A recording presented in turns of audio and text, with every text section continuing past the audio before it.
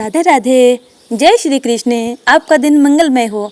आज हम जानेंगे परमा एकादशी का महत्व एवं कथा।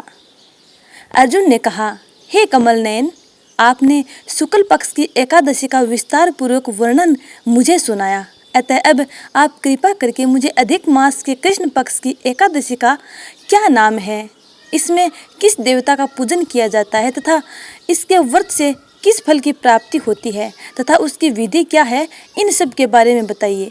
श्री भगवान बोले, हे अर्जुन, अधिक मास के कृष्ण पक्ष में जो एकादशी आती है वह परमा एकादशी कहलाती है। वैसे तो प्रत्येक वर्ष 24 एकादशियां होती हैं। अधिक मास या मल मास को जोड़कर वर्ष में 26 एकादशियां होती हैं। अधिक मास में 2 एकादशियां होती हैं जो पद्मिनी एकादशी और परमा एकादशी के नाम से जानी जाती हैं।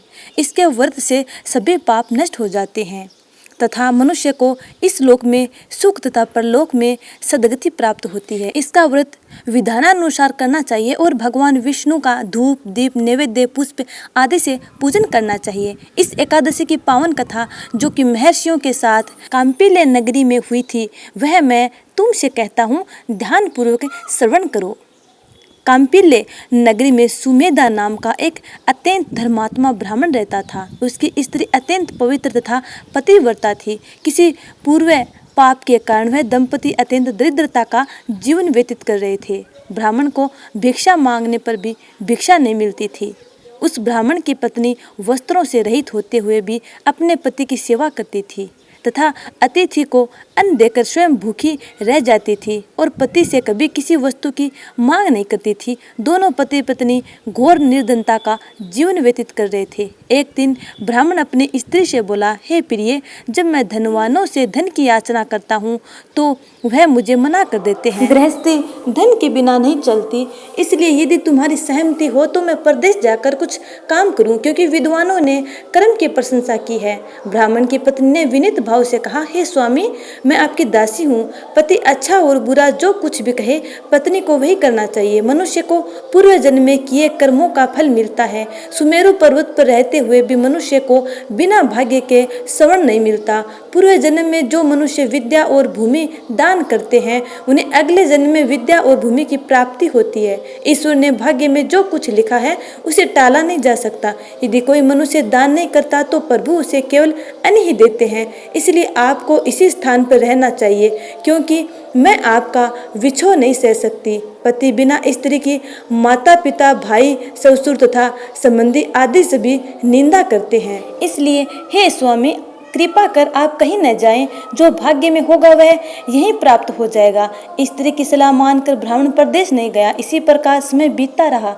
एक बार कौंडिन्य ऋषि वहां आए। ऋषि को देखकर ब्राह्मण सुमेधा और उसकी स्त्री ने उन्हें प्रणाम किया और बोले, आज हम धन्य हुए। आपके दर्शन से आज हमारा जीवन सफल हुआ। ऋषि को उन्होंने आसन तथा भोजन दिया। भोजन देने के बाद पतिव्रता ब्राह्मणी ने कहा, हे ऋषिवर, कृपा कर आप मुझे दरिद्रता का नाश करने की विधि बतलाइए। मैंने अपने पति को प्रदेश में जाकर धन कमाने से रोका है। मेरे भाग्य से आप आ गए हैं। मुझे पूर्ण विश्वास है कि अब मेरी दरिद्रता शीघ्र ही नष्ट हो जाएगी, अतः आप हमारी दरिद्रता नष्ट करने के लिए कोई उपाय बताएं। ब्राह्मणी की बात सुनकर कौंडिन्य ऋषि बोले, हे ब्राह्मणी, मल मास की कृष्ण पक्ष की परमा एकादशी के व्रत से सभी पाप दुख और दरिद्रता आदि नष्ट हो जाते हैं। जो मनुष्य इस व्रत को करता है वह धनवान हो जाता है। इस व्रत में नृत्य गायन आदि सहित रात्रि जागरण करना चाहिए। यह एकादशी धन वैभव देती है तथा पापों का नाश कर उत्तम गति भी प्रदान करने वाली होती है। धनाधिपति कुबेर ने भी इस एकादशी व्रत का पालन किया था, जिससे प्रसन्न होकर भगवान भोलेनाथ ने उन्हें धनाध्यक्ष का पद प्रदान किया। इसी व्रत के प्रभाव से सत्यवादी राजा हरिश्चंद्र को पुत्र स्त्री और राज्य की प्राप्ति हुई थी। तदुपरांत कौंडिन्य ऋषि ने उन्हें एकादशी के व्रत का समस्त विधान कह सुनाया। ऋषि ने कहा, हे ब्राह्मणी, पंचरात्रि व्रत इससे भी ज्यादा उत्तम है। परमा एकादशी के दिन प्रातःकाल नित्य क्रम से निवृत्त होकर विधान पूर्वक पंचरात्रि व्रत आरंभ करना चाहिए। जो मनुष्य 5 दिन तक निर्जल व्रत करते हैं वे अपने माता पिता और स्त्री सहित स्वर्ग लोक को जाते हैं। जो मनुष्य 5 दिन तक संध्या को भोजन करते हैं वे स्वर्ग को जाते हैं। जो मनुष्य स्नान करके 5वां दिन तक ब्राह्मण को भोजन कराते हैं वे समस्त संसार को भोजन कराने का फल पाते हैं। जो मनुष्य इस व्रत में अश्व दान करते हैं उन्हें तीनों लोकों को दान करने का फल मिलता है। जो मनुष्य उत्तम ब्राह्मण को तिल का दान करते हैं वे तिल की संख्या के बराबर वर्षों तक विष्णु लोक में वास करते हैं।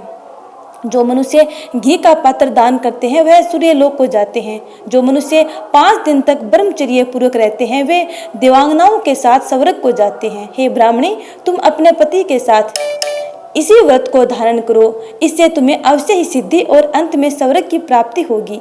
कौंडिन्य ऋषि के वचनानुसार ब्राह्मण और उसकी स्त्री ने ब्रह्मा एकादशी का 5 दिन तक व्रत किया। व्रत पूर्ण होने पर ब्राह्मण की स्त्री ने एक राजकुमार को अपने यहाँ आते देखा। राजकुमार ने ब्राह्मणी की प्रेरणा से एक उत्तम घर जो सब वस्तुओं से परिपूर्ण था उन्हें रहने के लिए दिया।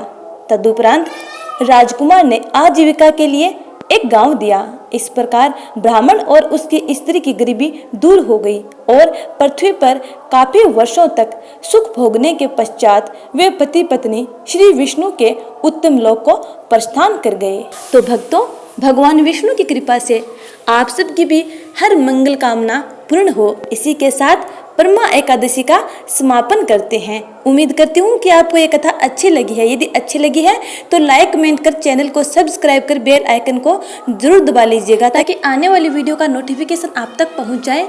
आने वाली वीडियो का इंतजार करना। तब तक के लिए राधे राधे।